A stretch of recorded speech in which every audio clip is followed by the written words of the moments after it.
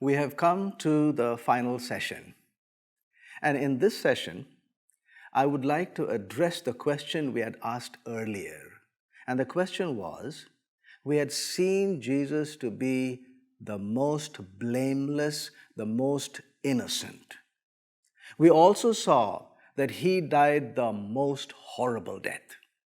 The question was, why should the most innocent die the most horrible death?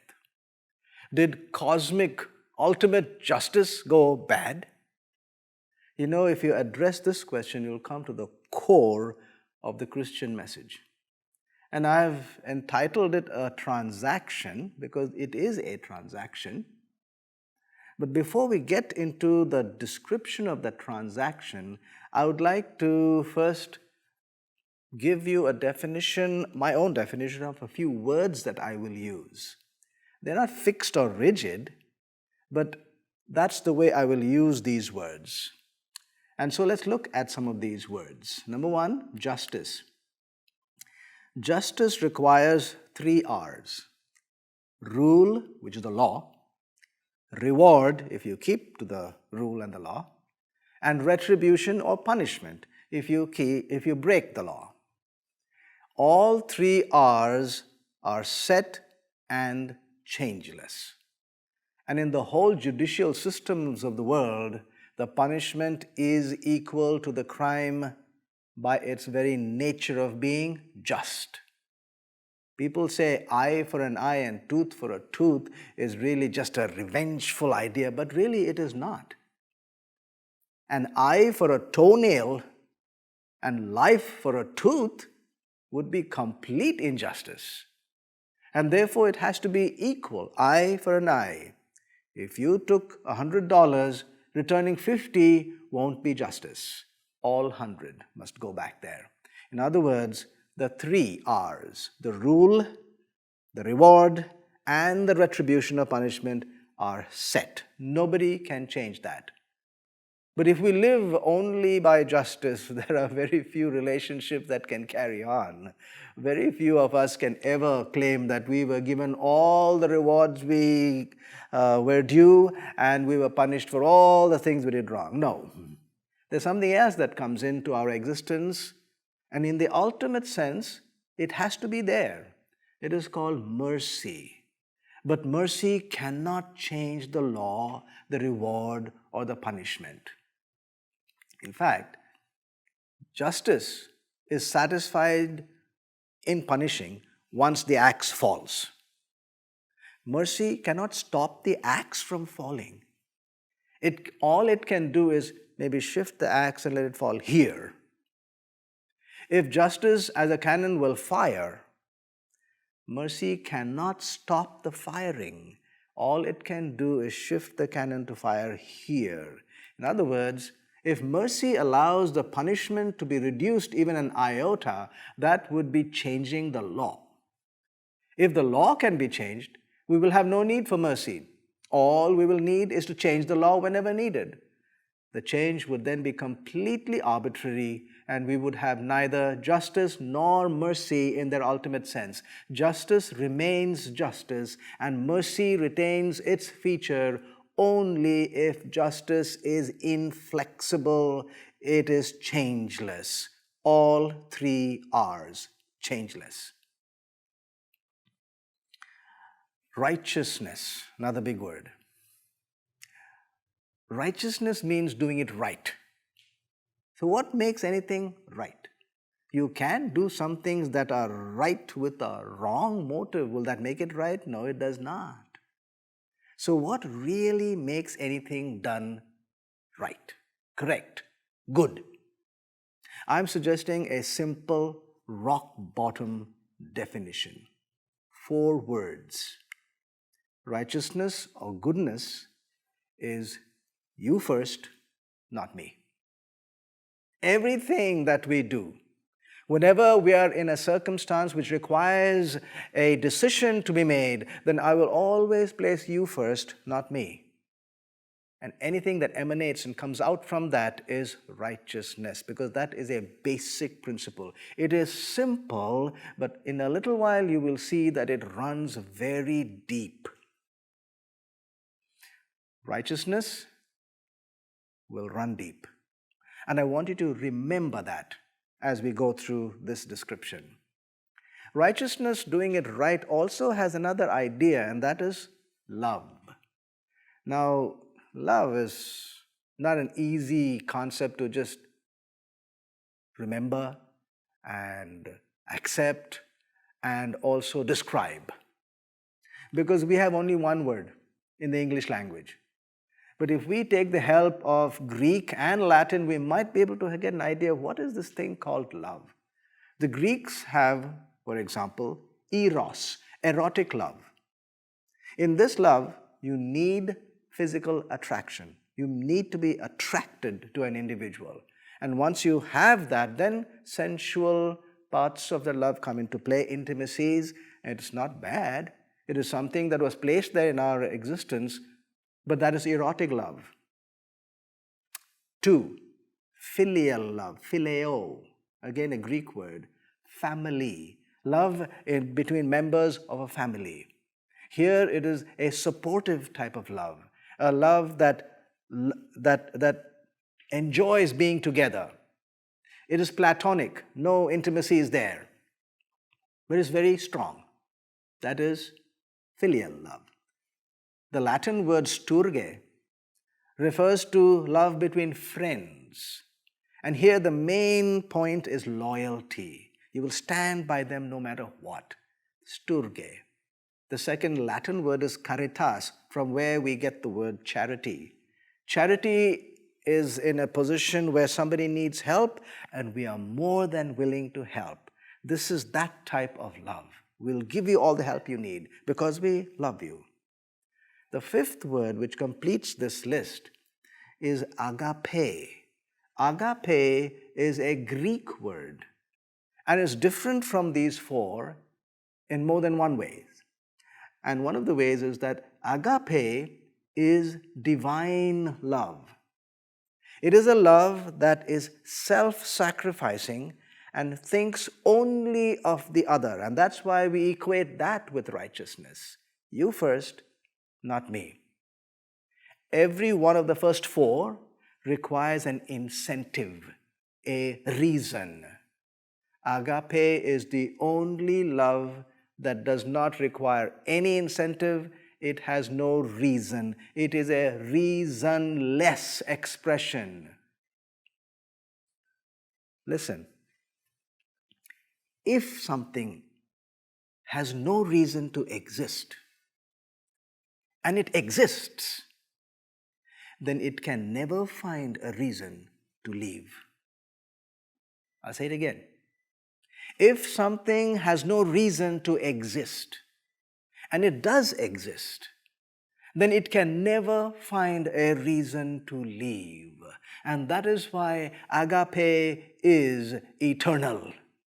It will never be able to find a reason to leave. Eros, when the reason, which is physical attraction, is gone, then eros is gone. When the family situation is broken down and you're gone away from your family, then there's no more filio. If you break away your friendship, then there's no more sturge.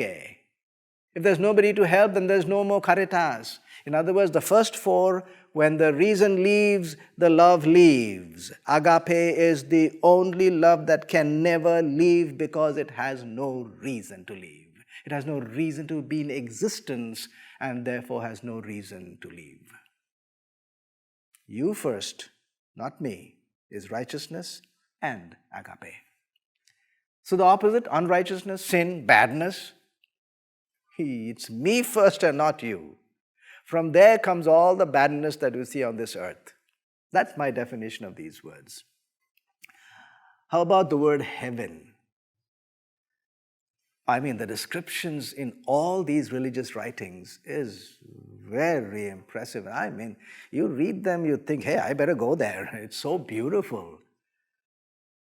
Gold and pearls and lots of food and running water and lights and joys and pleasures. Beautiful. You know, one of the descriptions is that it's made of gold and precious stones. I used to wonder why. Why gold? You know, when I thought about it, and I'd like you also to think about it, the reason why gold and precious stones is described as heaven is because we have a warped sense of values. We think things are important and valuable. But do you know, if you look into your life and mine, the greatest treasure is not a box of diamonds.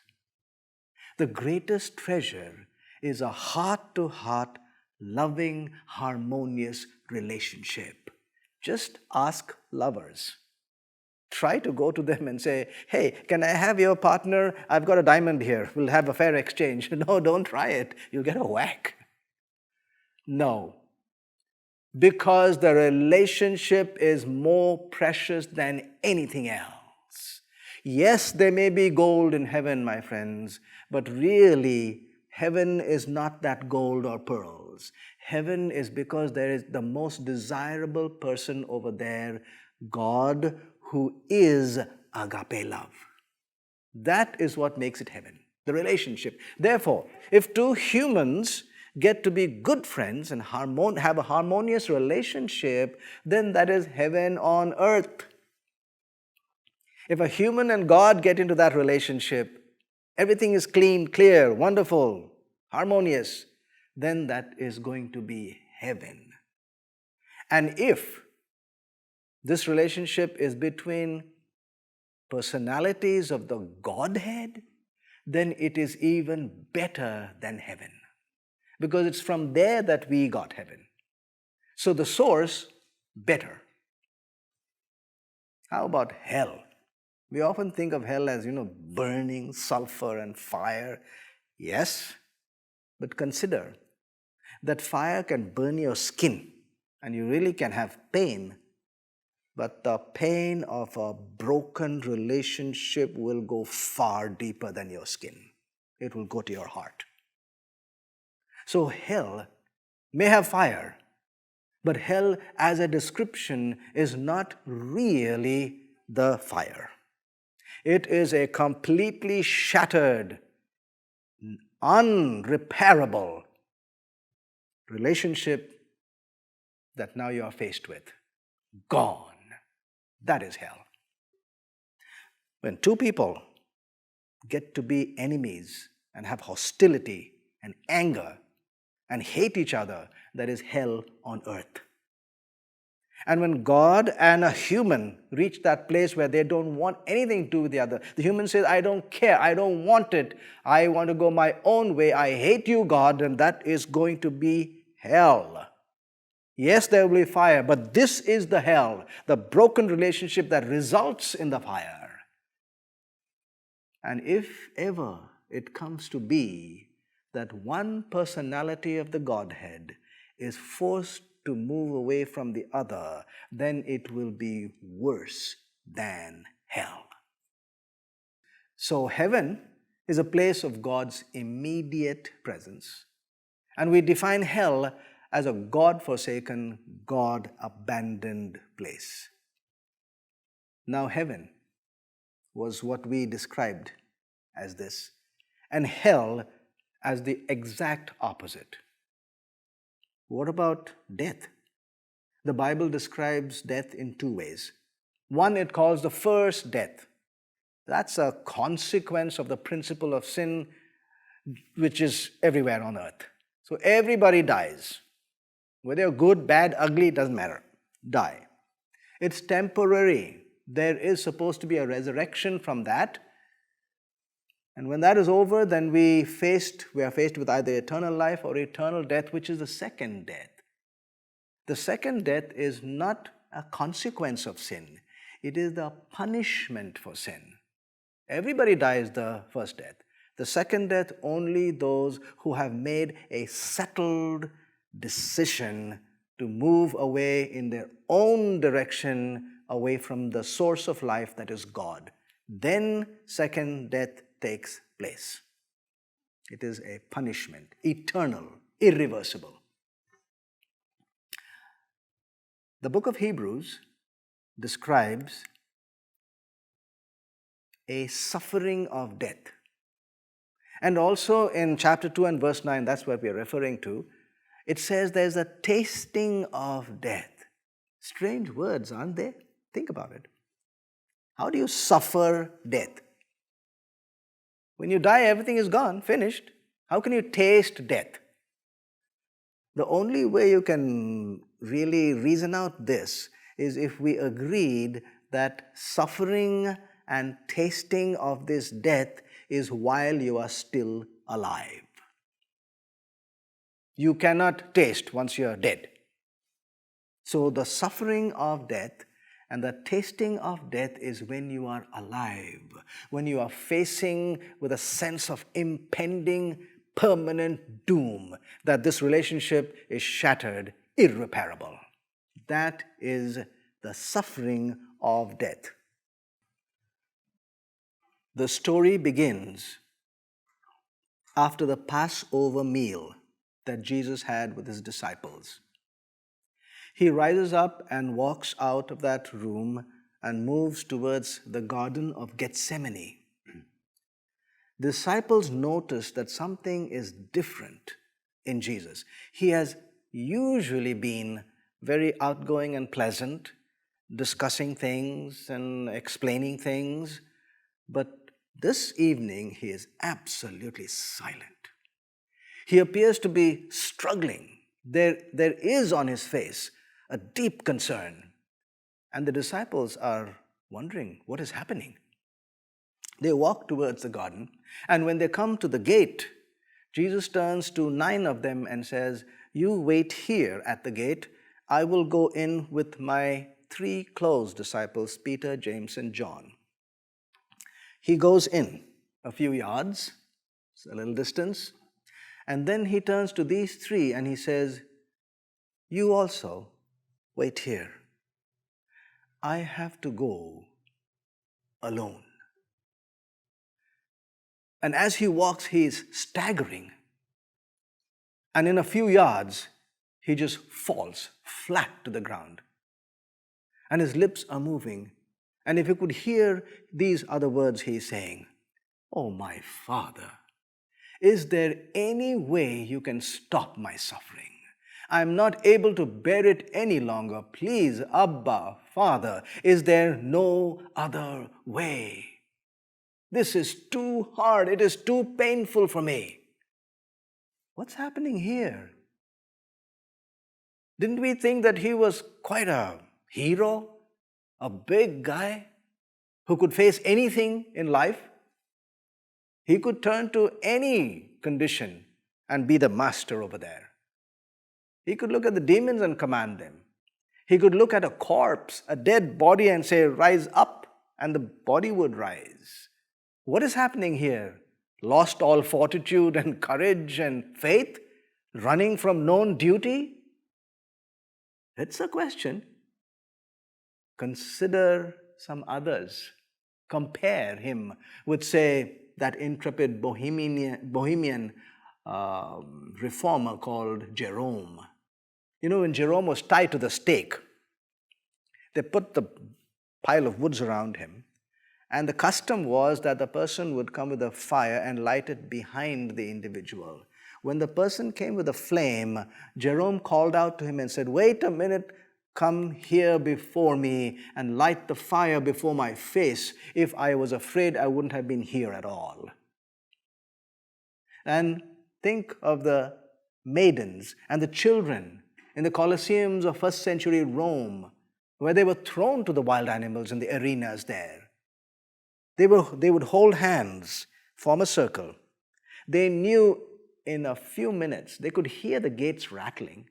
And when the gates would open, these ravenous beasts would just charge across the arena, pounce on them, tear them to pieces, and all in a few minutes you would hear was munching of bones. They are gone, dead. But what were they doing, holding hands? Amazingly, the children and maidens would be singing songs unto him who saved us. Be praise and honor.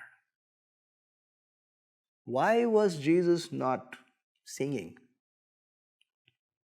Why was he whimpering like this?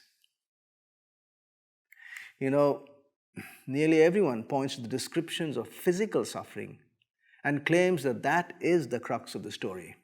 But if that were the case, then we would have to confess that Pilate, the Roman soldiers, and the Jewish priests, along with Satan, cooperated with God to buy our salvation. The fact is, only God was working out our salvation. Satan and his cohorts were certainly not. The cross, the nails, the thorns, and the spear did not procure anyone's salvation. Oh, wow. If that's the case, then that's all I've known so far. Look at the thorns, look at the cross, look at the spear. That's all I have been talking about all this while. The truth is, none of that ever bought our salvation. So we ask, then what did? For that, we go back, way back in history. Because it says in Revelation 13 and verse 8, Jesus is described there as the Lamb slain from the foundation of the world. Most people think of the relationship between God and humans in terms of promises called covenants. They say there's the first covenant and the second covenant, also called the Abrahamic covenant and the Sinai covenant, the old covenant and the new covenant. These are relationships or promises, covenants, contracts between God and humans. But when the Lamb was slain before the foundation of the world, there were no humans. Something had to have taken place then. I call it the primary covenant, the core covenant. And this is the covenant that really saves us. It uses the first and second and the old and the new to help save, but the real covenant that saves is the primary covenant. And here's how I envision it. These three personalities of the Godhead got together and said, we will take the full responsibility for creating humans. If anything untoward happens, we will pay the price to bring them back, that means to redeem them, at any cost to ourselves. No human was there to make a covenant. They made it among themselves. And this is what I call the primary covenant, the covenant that actually really saves. In that covenant, one of them had to come down and become a human. Jesus volunteered.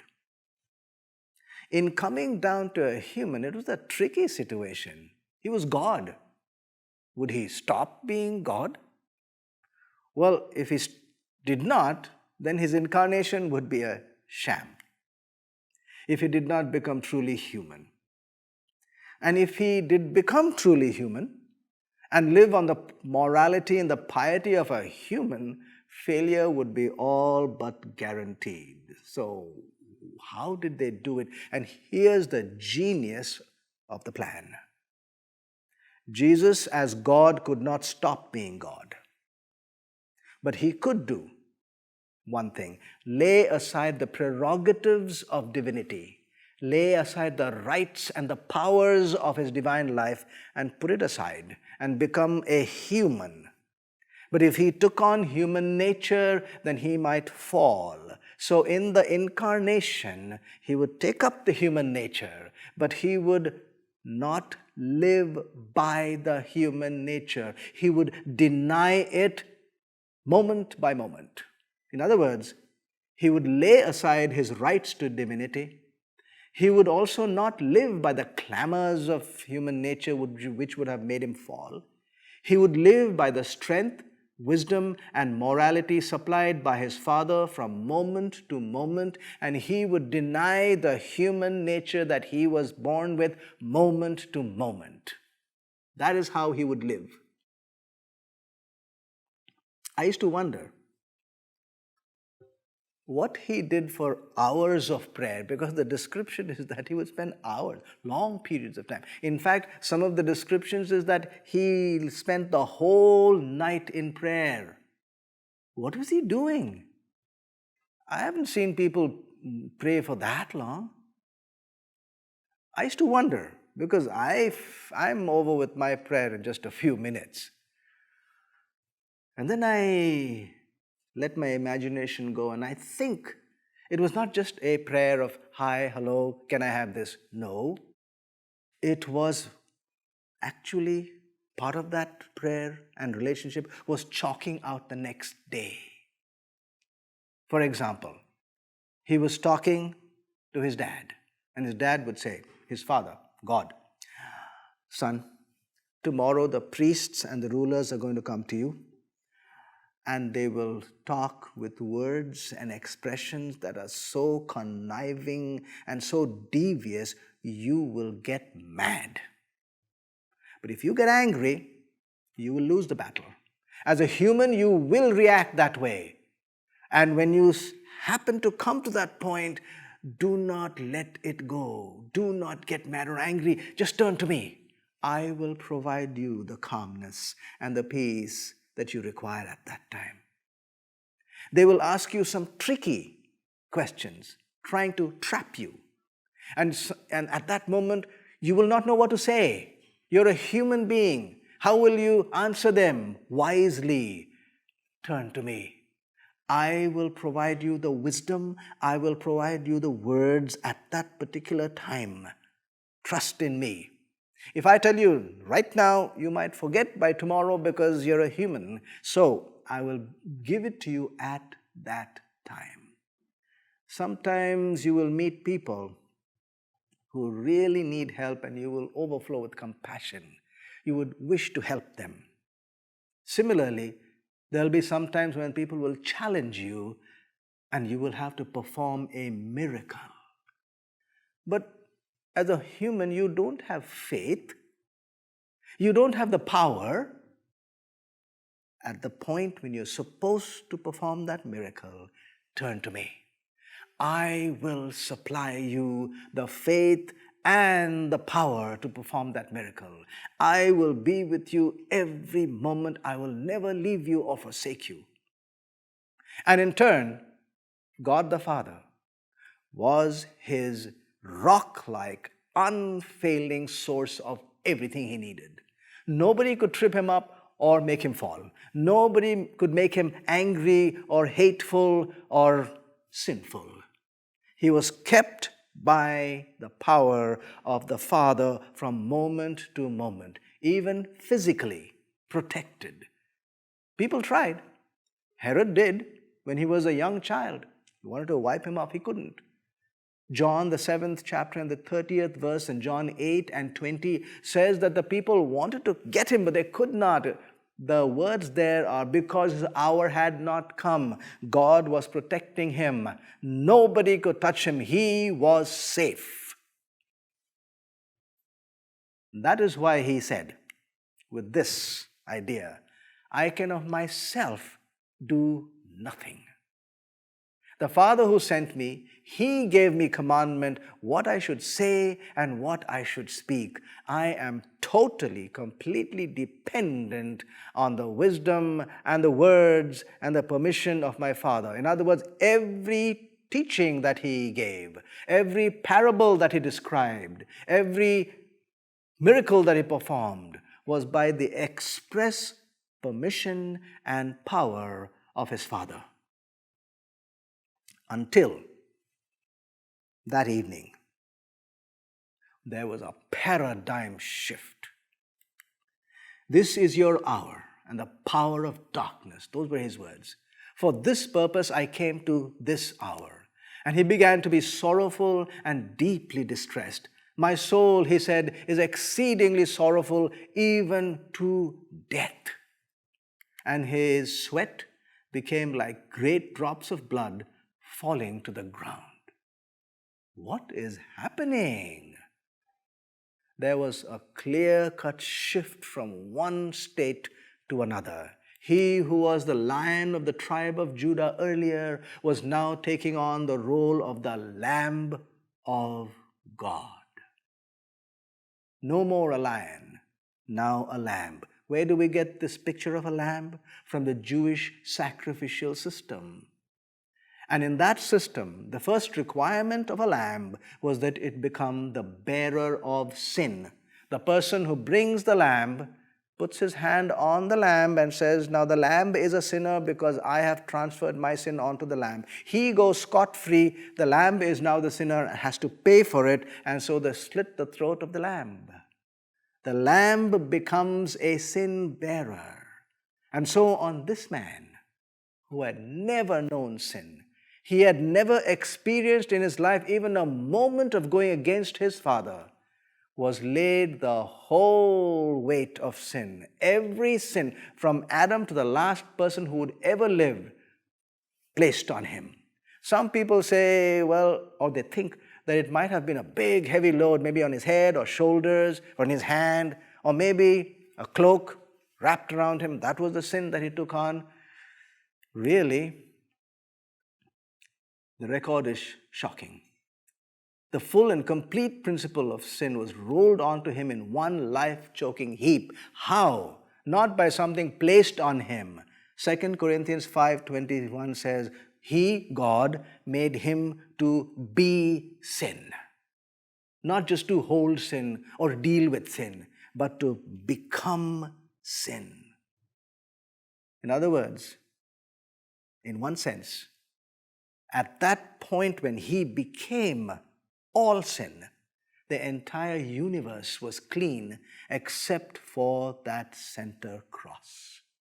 For it was time for God the Father and the whole Godhead to deal decisively with sin, and it was found only on that center cross. Only the author of a law has the authority to punish. That is why God was dealing, not Satan, not the Jewish priest, not Pilate. The record says he was stricken, smitten of God. All we like sheep have gone astray, but the Lord has laid on him the iniquity of us all. He was delivered, it says in Romans 4:25, he was delivered up for our offenses. Delivered up to whom? To what? To Pilate? To the Roman soldiers? To the Jewish priests and rulers? No. He was delivered up to the full and final punishment of sin. For God and full-blown rebellion cannot coexist at the judicial level. He must punish to the full extent of the law, separate himself, and send that evildoer to the place and experience called death, the second death, also hell. That was the only way God could deal with sin. Deal with it, punish, separate. The separation began that evening in the garden. And how Jesus' soul loathed it. He had been one with God throughout eternity, all the time, even on this earth, every moment one with his Father. And as the separation took place, he cried out from the depths, "Please do not do this, my Father. Is there no other way?" 3 times he asked that same prayer, "Please, not this way. Is there any other way?" And the answer was, "There is not." Finally, he said, "All right. If this is the only way, your will is mine." This pictures the fundamental difference between Jesus and every other martyr on earth. You remember we said the martyrs can sing? You know, every other martyr had God by their sides, sustaining, supporting, comforting, strengthening, pointing out to the hope that is in the future. Don't worry. There is a greater hope. Hang in there with your martyrdom. I am with you. I will never leave you nor forsake you. That is how the martyrs had the strength to face death so calmly. But when the lifeline to God himself is breaking up, no one can sing, my friends, not even the Son of God, for the source of the song has gone. Sometime in the garden, the Father fell silent. Abba, silence. Father, Dad, Abba, are you there? Silence. Abba, you promised and told me I would rise up the 3rd day. Will I rise up the 3rd day? Silence. Abba, on your word, I told everybody, I told the whole world, I was bold in what I said. I would rise up the 3rd day. Please now give me one word of assurance that it will happen. Please, Abba, do not leave me now. Do not abandon me. Speak to me. Just one word, it'll be enough. I will go through it. Just tell me that you are with me. Silence. And then it dawned on him, the thought came crashing into his mind that this is the punishment of a righteous God against sin, abandonment. This is the judgment to which there can be no repeal. This is a street marked no return. And from those pale, parched, quivering lips came the bitterest cry this universe will ever hear. Eloi, Eloi, lama sabachthani, my God, why have you forsaken me? Now when I need you the most, where are you? Do not forsake me, my God. This is the cry of the heart when the abandonment has been complete and utter. This is the cry when the cannon of justice points and there is no mercy to change that direction of that cannon. This is the cry of the soul that is sinking into hell itself. No cross or nails, no spear or thorn can match this type of soul agony. God being ripped apart from God. This was worse than hell. His heart muscle tore apart and he died, not from crucifixion, but of a broken heart, unable to bear the suffering of a fractured relationship with his Father. The priests and rulers were there. They came by, saw him hanging on the cross, and looked up to him and said, "Hey, how does it feel up there? Feel like the Son of God? Let's make a deal. Let's make a deal. You come down and we will believe that you are the Son of God." How often have we asked for miracles? That's what they were asking for, a miracle. And then we will believe. They did not know that he was hanging there because he was the Son of God. If he were to come down, he would have to deny the very fabric of his character and show that he was not the Son of God. How often do we ask for miracles when we are faced with a miracle itself. For here they were asking for a miracle, and right before their eyes was the greatest miracle of all. Which is greater, to come down when you can, or to just stay there voluntarily in agony, pain, and despair out of sheer love for these very ones who were taunting him? That was the miracle, and they missed it all. Who was he dying for anyway? His own nation had gone to an enemy and said, "You join with us to put him to death." Everyone in his community had rejected him. His disciples had fled. One of his own disciples went to the priests and rulers and said, "I will tell you who he is, and I will take you to him so you can arrest him." And one of his own inner disciples denied knowing him at all, cursing and swearing, "I don't know the man." Who was he dying for? Think how dark the prospect of dying for nothing at all.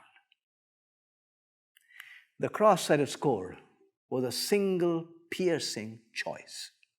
Save yourself or save this world of blundering wretches. Was there a choice? On one hand, the majesty of heaven, the commander of the whole heavenly host. Angels would bow and worship at his feet. And on the other side, you and me, horrible, hateful, corrupt, boastful, crude, cruel. Was there a choice? Think. Love has no reason. If you were to give a reason for the choice, you would not find it at all. It was agape love that came out in its final and best scene at this juncture. What made him turn to this decision? I really don't know. But sometimes I do guess that maybe at that particular point of making a decision, he looked down the ages and saw me. He saw my face. He saw yours. Weak, woeful, blundering, bruised and battered in life.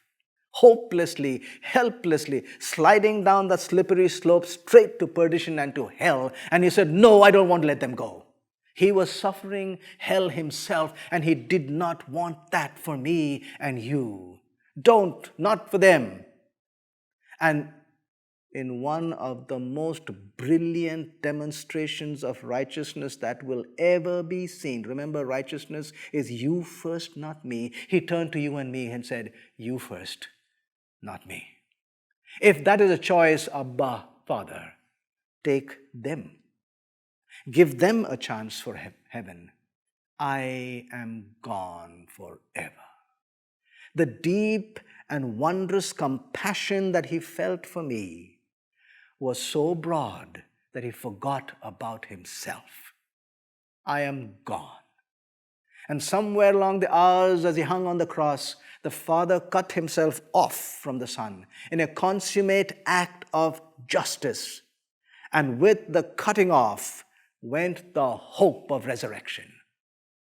He died with you and me on his mind, not himself. What wondrous love is this, O my soul? O my soul, what wondrous love is this? In this is love, not that we loved him, but that he loved us first. If this is true, if this is what really happened, then think. You will never find an equal or a parallel in the entire history of this world at any given time. But come, the third day, he rose up. How? Why? Wasn't it a permanent decision he made? Yes, it is, and it was. But consider this. If you take a little pebble and throw it onto a rat, what would happen? Nothing. People wouldn't say anything. But if you take that same pebble and just do the same action of throwing it, but this time onto the President of the United States, now what will happen? Why the difference? The difference is not in the pebble. The difference is not even in the act. The difference is in the place of the person or the entities that are in relationship to us. Way down there, doesn't matter. Way up there, it does matter a great deal. What am I saying? Jesus was God. He belonged to the realm of infinity. Any insult, even a small insult to him, would translate into infinite insult. Even a small bit of suffering to him would translate to infinite suffering. And this was not small, it was horrendous. Horrendous, infinite suffering. Enough to pay for every finite sin on the face of this earth that anyone could possibly have committed.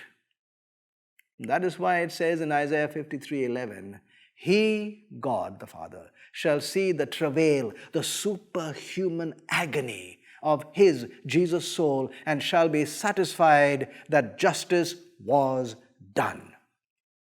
Now consider this. He had tasted death, He had suffered the death while He was still alive for every human on earth. But He had suffered not because of His own sin, but for ours. Therefore, He Himself had never sinned.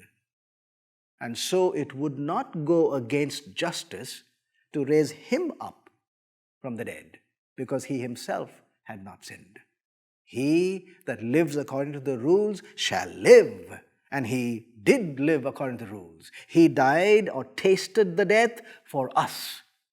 When He came up by the permission of His Father, He came up from the tomb with His own life, original, unborrowed, underived, but with an eternal difference. And what was the difference? He could have it back, but not become the sole possessor. He would have to share it with who He had sacrificed it for. And that's why it says in Romans 8:29, He would be the firstborn among many brothers and sisters. Before the cross, He was the only Son of God. After the cross, the firstborn among many brothers and sisters. Who are they? You, me. Exalted privilege. Listen to what it says in Hebrews, the 2nd chapter, and verse 11. For both He who sanctifies, God, Jesus, the personality of Godhead, and those who are sanctified, you and me, are all of one. One stock, one race, one family, one blood. For which reason He is not ashamed to call them brothers and sisters. He is not ashamed, my friends, to call you and me brothers and sisters. Think again. Who should be ashamed of whom? And who is ashamed of whom? Like a perfect gentleman, He stands at the door, described in Revelation 3:20. And He knocks at the door. He does not barge in. He does not coerce. He does not force Himself in. He stands at the door and knocks because He wants us to open the door. If you open, He says, I will come in. And we, when we hear Him knocking, hey, you again, like an irritating salesperson, go on to the next door. Go on. You've said that before. I told you already. Listen, I need to find out whether it's worth my time and effort to come and open the door for you. what has sin done to us? But look at how he spoke to Mary Magdalene. He said, go to my brothers and sisters and say to them, I am ascending to my Father and to your Father, to my God and to your God. He made us one. He arose from the tomb in wondrous power and glory, the deity and humanity combined. He took in his grasp the world, and by his wonderful work in giving his life, he restored the whole race of men to favor with God. No, he does not force it on us. We can choose, but he has given us the opportunity to be in favor with God. In every other religion, the human brings a sacrifice to God. Coconuts, rice, incense, sweet, zakat, salat, lambs, bulls, good behavior, good works, tithes, offerings. Christianity is the only religion where the whole picture is reversed. Here it is God who brings his sacrifice to humans and asks if we might accept it, saying it was very costly. Do you think you might find it in your heart to accept my sacrifice for you? What is your response? Here's mine. Looking at all that we have done so far, if this God was careful to preserve sufficient evidence to address my cold, questioning intellect, and if he left enough warmth and passion in his portrayal, like we saw today, to grip my wandering emotions, then my response is from deep within, a place called my heart that now feels safe enough to hang its eternal destiny on this man whose story unfolds and is laid open in this book. I've made a stand, a decision. Think again, carefully, prayerfully, and make your own decision about this man and this book. And my prayer to you and for you is that God will bless you as you make your decision. We may meet, and it'll be good if we do.